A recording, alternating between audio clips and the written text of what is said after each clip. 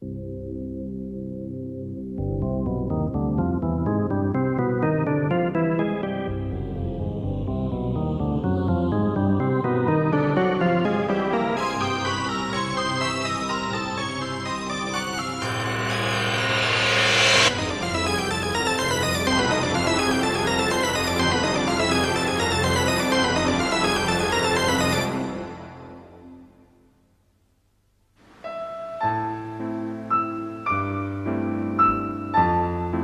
1993, rue Ordener, 18e arrondissement de Paris.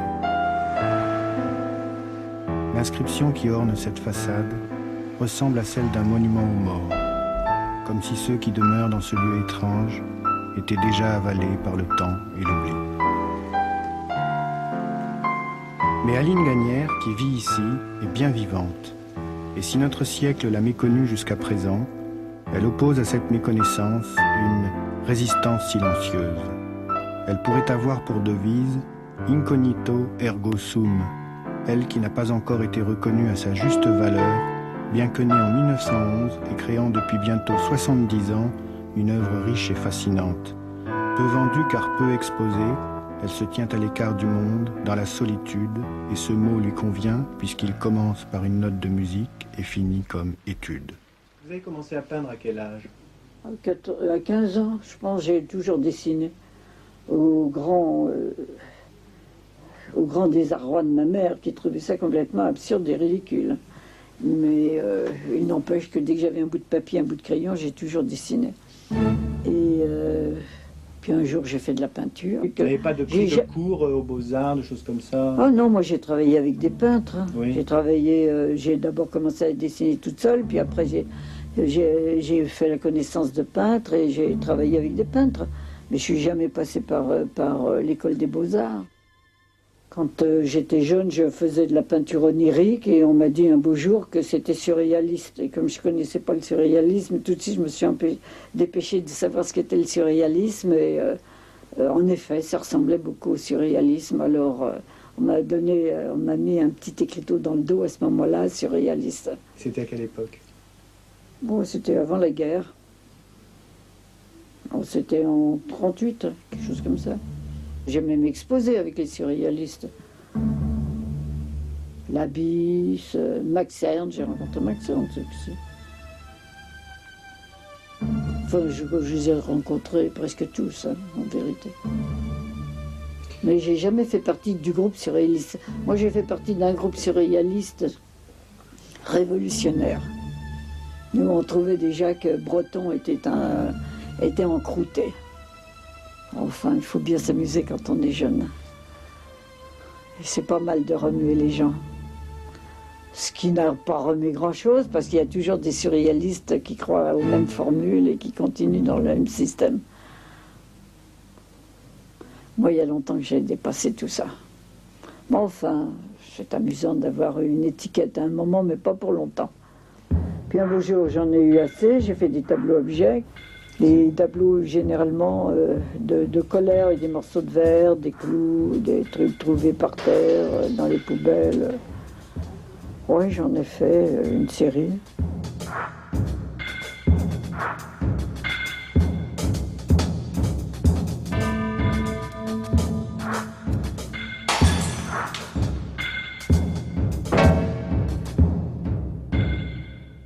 Après les objets de colère, les tableaux objets, j'ai fait les tableaux chiffons qui sont encore, alors eux, des actes d'exorcisme. On en voit un là. Oui, et c'est-à-dire aussi de la colère.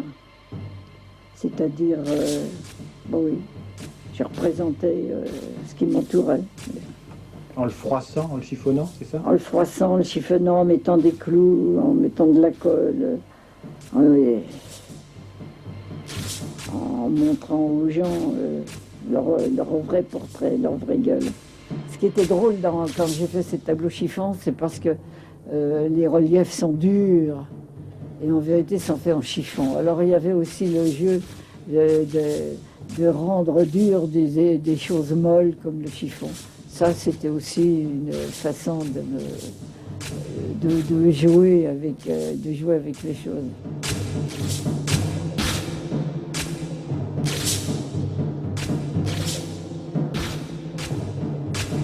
Aline Gagnaire fait également partie d'un mouvement artistique rattaché à l'Oulipo, l'ouvroir de littérature potentielle, créé au début des années 60 par un petit groupe d'écrivains que vint rejoindre plus tard le génial Georges Perec.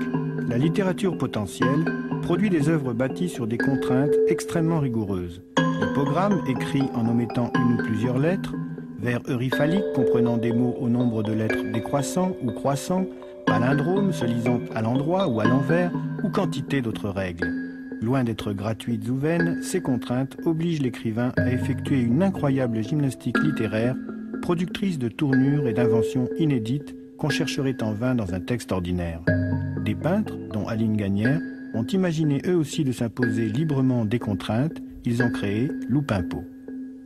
Loupimpo est un petit groupe qui a été créé sur une idée de François Le Lyonnais et de Raymond Queneau à l'origine, qui avait imaginé un groupe d'études pour la littérature. C'était l'Oulipo, ouvroir de littérature potentielle. Et François Le Lyonnais, qui était mathématicien, avait immédiatement généralisé l'idée de l'Oulipo et formulé la notion d'un OUXPO. X étant l'inconnu, susceptible d'être remplacé par toute valeur, toute donnée.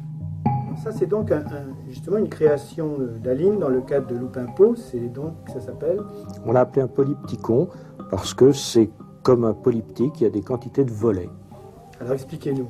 Là, par exemple, vous êtes en train de désigner un buste de femme, une tête de voilà, femme. il y a une tête. Simplement, si on tourne ces petits volets, puisque les panneaux sont divisés en trois, on peut tourner les petits volets, eh bien, la tête disparaît, la scène a changé, mais néanmoins, vous voyez que les lignes se continuent toujours par rapport à celles qui, elles, n'ont pas changé.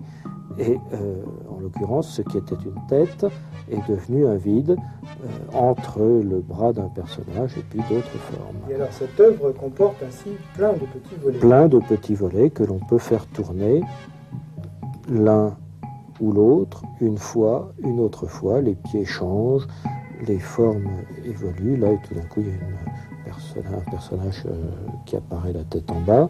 On peut faire tourner ceux du milieu, donc c'est les corps qui vont bouger, ou au niveau des têtes. Alors, il y a un petit principe qui est assez traditionnel de faire ça avec juste 3 volets d'un côté. C'est un petit jeu d'enfant qui est assez répandu, mais Aline avait inventé donc une surface beaucoup plus grande qui, au lieu d'avoir juste 3 petits volets qui tournent, se déplie en accordéon, et donc beaucoup plus complexe, et possède quantité de solutions. J'en avais calculé plus de 200 différentes, et dans toutes les positions, à chaque fois, on voit que les lignes se perpétuent d'un volet sur l'autre, c'est-à-dire qu'il y a des points de passage obligés sur toutes les lignes, toutes les fentes, là, sur toutes les séparations entre les volets, et le tableau est ainsi construit finalement en fonction de points qui sont repérés et par lesquels les lignes passent obligatoirement. Alors Aline, ça c'est un pictogramme. Je fais ça comme des pages d'écriture. Le jour où je fais des pictogrammes, c'est que j'ai envie de fuir et au lieu d'écrire un poème, je fais une page de pictogramme. C'est un problème qui se passe entre la main et la tête sans réflexion, comme le système zen. Il n'y a aucune pensée au moment, c'est le vide et c'est la main qui fonctionne. Ça se fait en dehors de moi. C'est pas moi qui fais, ça se fait. Oh, parce que toute la peinture réussit, c'est comme ça que ça marche.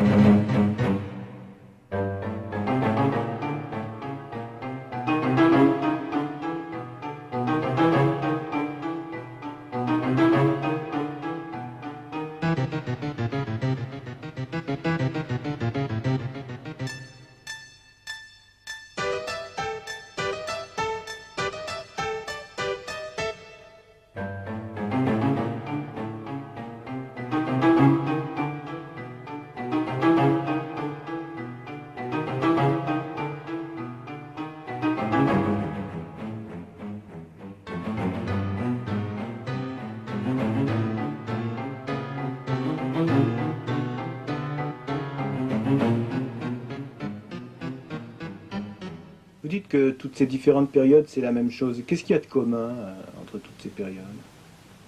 L'homme, la recherche de la connaissance de l'homme et du rapport qu'on a avec lui.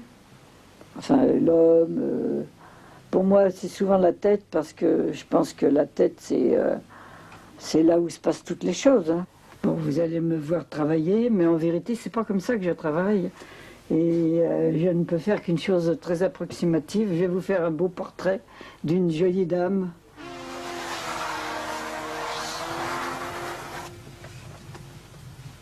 Une jolie dame, comme s'il existait des jolies dames.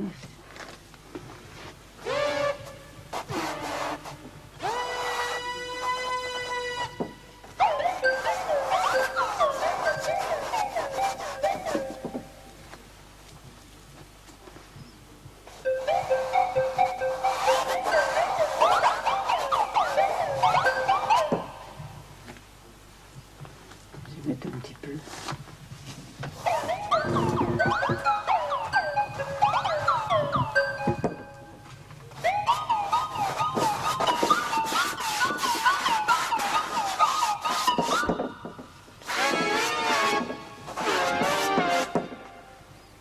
Voilà une jolie dame.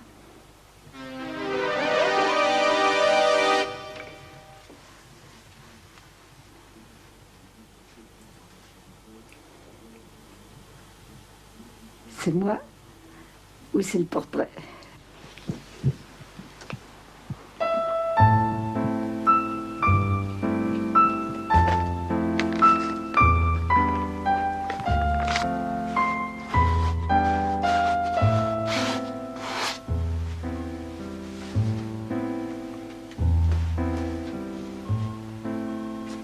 C'est quoi Une plaie. cette zone rouge? Une plaie? Une blessure?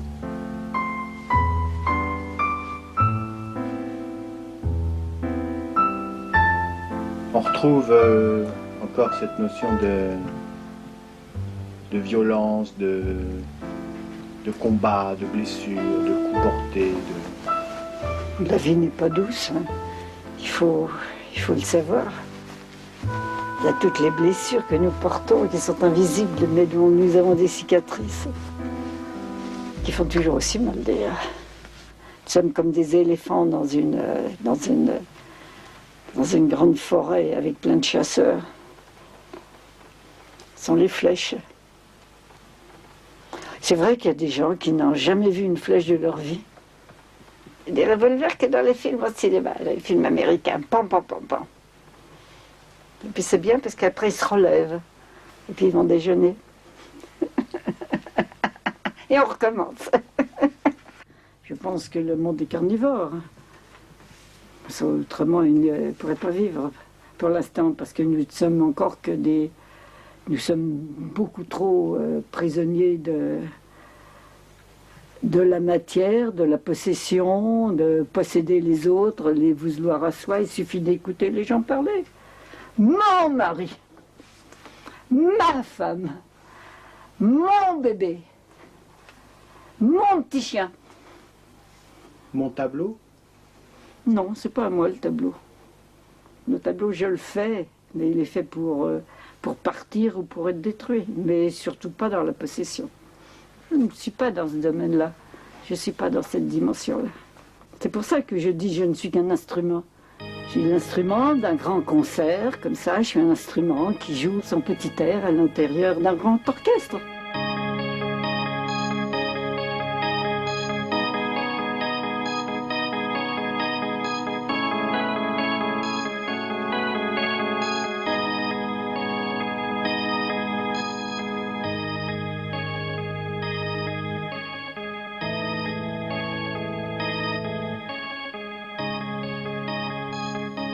Je l'ai découvert tard, cette nature, mais elle m'a toujours, le jour où je l'ai découvert, je me suis trouvée tout à fait en harmonie avec. Et maintenant, je me rends compte que je ne peux pas vivre hors d'avoir des plantes autour de moi, sur mon balcon et tout. La nature, d'abord, est une chose très très importante parce qu'elle vit avec nous. Le jour où il n'y aura plus de nature, où il n'y aura plus d'animaux sauvages, il n'y aura plus d'hommes non plus. Parce qu'il y a une harmonie, la nature, c'est aussi nous-mêmes. Moi, je suis bouddhiste, mais ce n'est pas, comment dirais-je, ça n'a rien à voir avec ce que les gens s'imaginent. C'est surtout une position, c'est une éthique surtout, un rapport avec le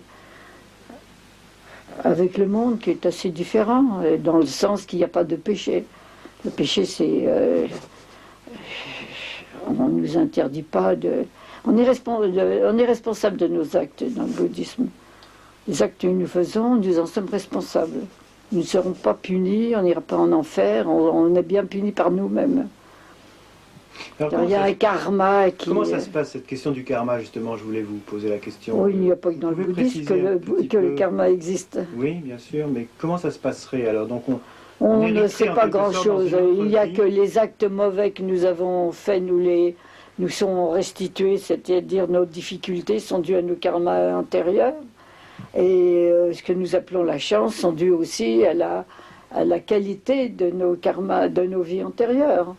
Tout simplement, c'est un problème d'équilibre. Et tout bêtement, on dit quand jeter une pierre en l'air, elle vous retombe sur le nez. C'est aussi simple. Mais on peut dépasser ce karma par une certaine, comment dirais-je, quand on est conscient de ce que nous faisons, quand nous devenons conscients. Ça veut dire que même si on a une vie marquée par les difficultés qui sont dues à des existences si antérieures... dans notre vie on a des pensées positives, qu'on n'a pas de mauvaises pensées, qu'on n'est pas méchant, qu'on n'est pas cruel, qu'on ne fait pas de mal, on fait évoluer sa vie obligatoirement, sa pensée, ne serait-ce que sa pensée. Parce qu'on ne peut plus penser le monde de la même façon. Et est-ce que grâce à cette mémoire qui se transmettrait d'une vie à l'autre, on s'améliore d'une vie à l'autre? Il y a des gens, c'est le contraire. Je n'ai pas obligé qu'on s'améliore. Ce qui serait bien, c'est de s'améliorer pour justement que la qualité de l'homme s'améliore. Que l'homme devienne un homme. Pour l'instant, il est en route pour le devenir. Mais il n'a pas encore atteint. Tant qu'il aura cet instinct de cruauté qu'il a en lui avec la destruction de l'autre et la non-observance du respect de la vie, c'est pas un homme, c'est encore une bête. Vous parlez très souvent de la violence de l'homme, de la cruauté même de l'homme. Vous dites qu'il y a ceux qui sont mangés et puis ceux qui mangent. Et vous dépeignez la vie humaine comme une sorte de vaste rapport de force. Mais c'est un rapport de force. Et comment est-ce que vous conciliez cette vision, disons, presque biologisante de la vie avec la spiritualité? Mais c'est tout à fait simple, justement. S'il y a un côté, justement, qui cherche à échapper aux choses de la matière brutale, c'est justement parce que j'ai la conscience de cette brutalité, j'ai la conscience de la cruauté, de l'absurdité, entre parenthèses, parce que la vie est complètement absurde telle que nous la vivons. Elle peut être formidable, elle est souvent formidable, mais elle est en même temps complètement absurde et déraisonnable. Non pas déraisonnable dans le sens de la raison raisonnante, mais déraisonnable quand on voit ce qui se passe dans le monde. Vous disiez que vos tableaux veulent faire penser, veulent faire réfléchir quand même. Oui, quelquefois. Provoquer par exemple, quand je mets un jeune homme avec de l'argent, c'est quand même pas pour rien. Souvent de mes tableaux, ils sont à plusieurs lectures. Même quand je représente comme là-bas l'homme avec son double, le double astral de l'homme, c'est quand même un animal. Ça en dit long. C'est pas par hasard que j'ai mis derrière son ombre en forme d'animal. C'est un symbole. Moi, ce qui m'intéresse, c'est l'être humain, c'est l'être. Et le devenir de l'être, ou ce qu'il est, ou essayer de voir ce qu'il y a de caché derrière sa face. Puis pouvoir déchirer aussi la face de temps en temps pour essayer de voir s'il y a quelque chose de plus. Ce qui occulte l'être, ce sont les apparences, toujours trompeuses. Ce thème traverse toute l'œuvre d'Aline Gagnière, que ce soit les apparences qu'on fabrique ou celles qu'on subit, d'ailleurs souvent les mêmes, elle les démonte comme autant de mécaniques prétentieuses ou pitoyables, et c'est ainsi, en creux, qu'elle nous désigne l'être.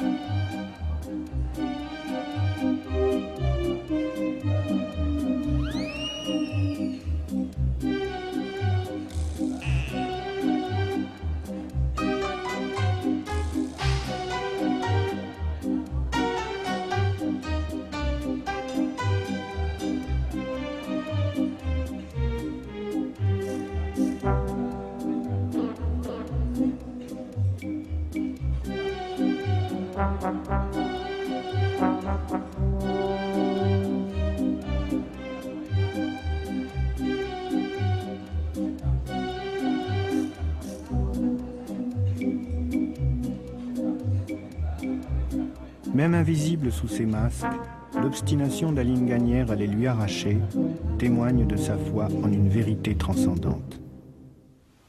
Vous dites que, à travers vos tableaux, vous voulez faire atteindre à l'invisible. Pas toujours, pas dans tout.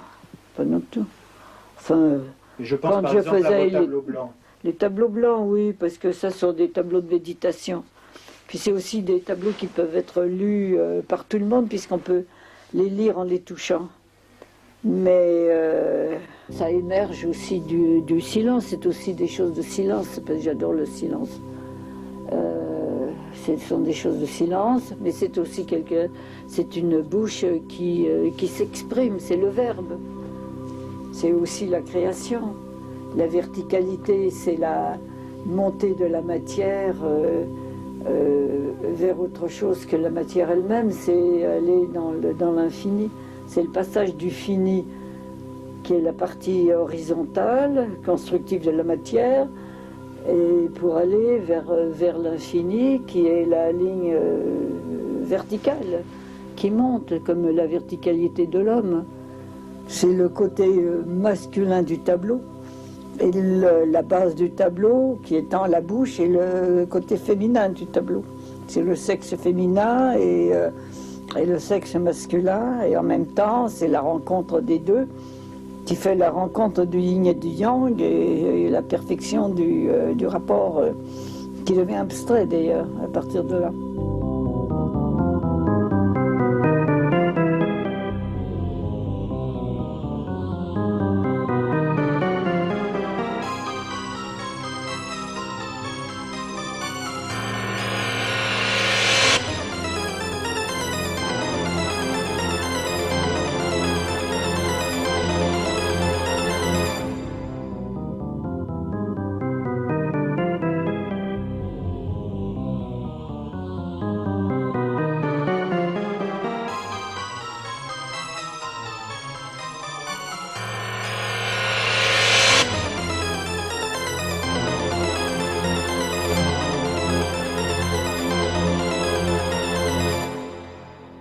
Pour en finir, ce ne sont que des apparences.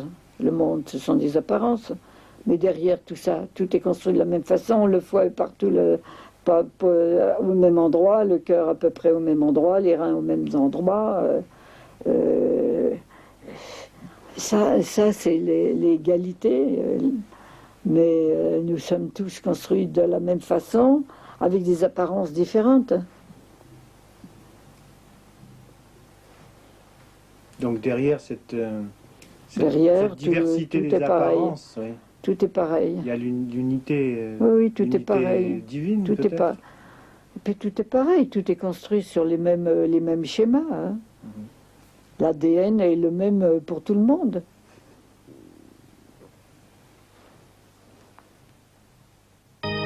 Refusant de faire comme tant d'autres et de s'installer dans une seule et unique manière de peindre, qui lui eût pourtant conféré une image reconnaissable, donc vendable, Aline Gagnaire a préféré explorer, inventer, perpétuellement. Cette œuvre, si foisonnante, n'est-elle pas à l'image de la multiplicité du monde, et cette diversité même n'exprime-t-elle pas encore plus fortement l'unité d'une conscience créatrice, celle-là même que les penseurs de l'Inde, si chère au cœur d'Aline, retrouvent partout dans l'univers et qu'ils nomment le soi, l'atman, principe fondamental qui se situe au-delà de tout changement et de toute incarnation. Cette résidence des artistes de Montmartre où vous vivez ressemble tellement à un paquebot avec ses coursives que j'ai très envie d'intituler ce film que nous faisons ensemble La passagère de l'atelier 37. C'est un très joli titre. Est-ce que ça vous, est-ce que vous vous considérez comme une passagère? Je ne suis qu'une passagère d'ailleurs.